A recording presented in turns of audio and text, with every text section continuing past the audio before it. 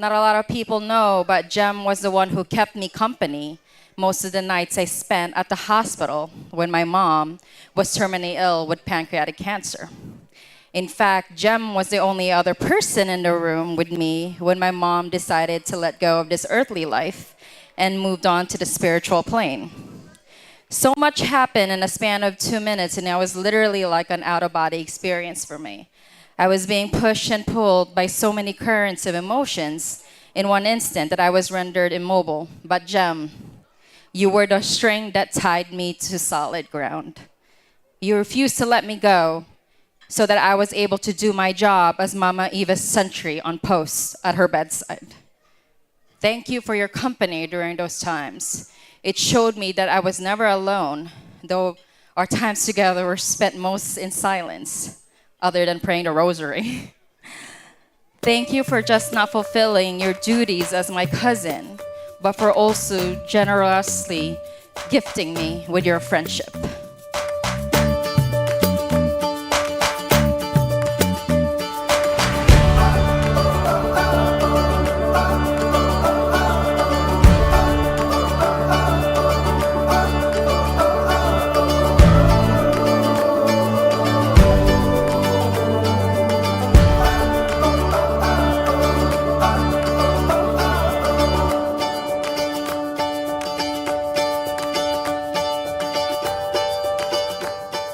It astounded me how carefree she was in allowing various people into her life.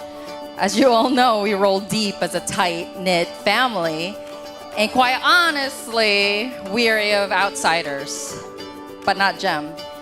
She is fiercely loyal and is someone you want watching your back. She will drop kick, punch, or stomp anyone into a locker if need be. True story. I witnessed that, right? If you violate her loyal code of friendship. But Jem's grandest qualities to me are her caring and kind ways of being.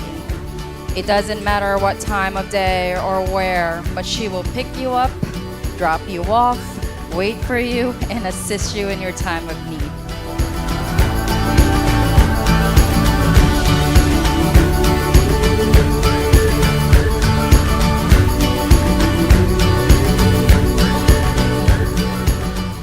She'll stand outside in the freezing cold, when you had a little too much,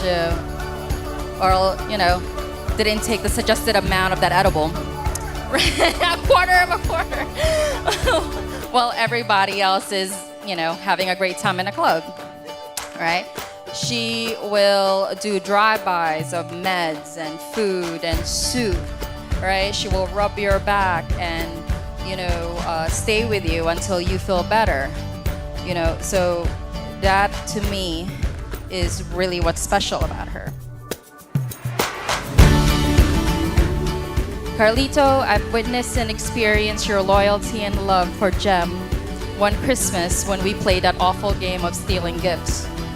I tried to steal hers, but you fought and pleaded with me to let her keep it. Me being an Aventuna, competitive as hell, you actually kept the rabid monster at bay, and I actually let her keep her present. You're welcome.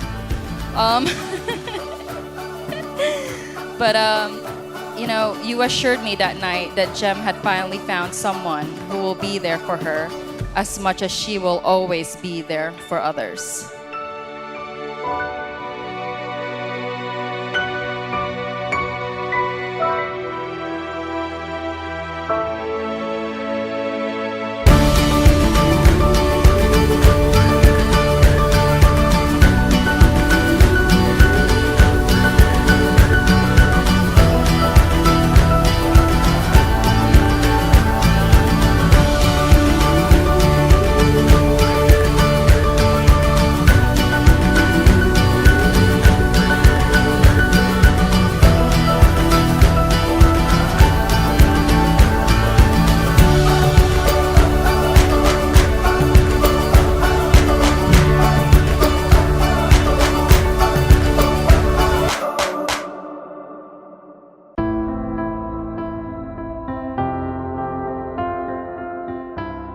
In a few moments, we will witness the exchange of love between Carlos and Geremy.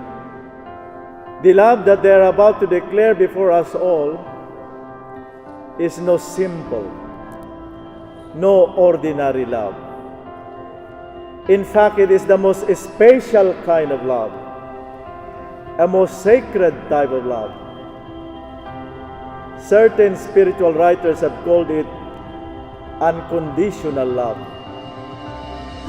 And here, when you say unconditional love, the stress is not on the word love.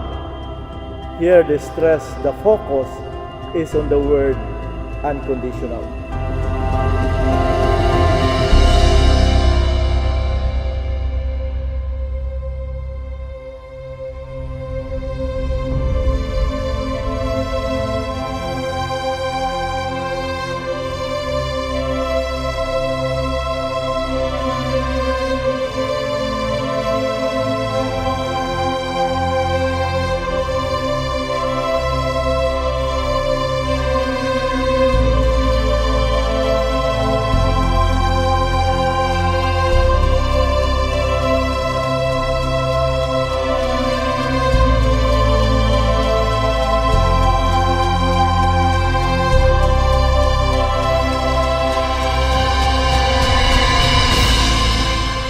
I, Carlos, I, Carlos, take you, Geremy, to be my wife.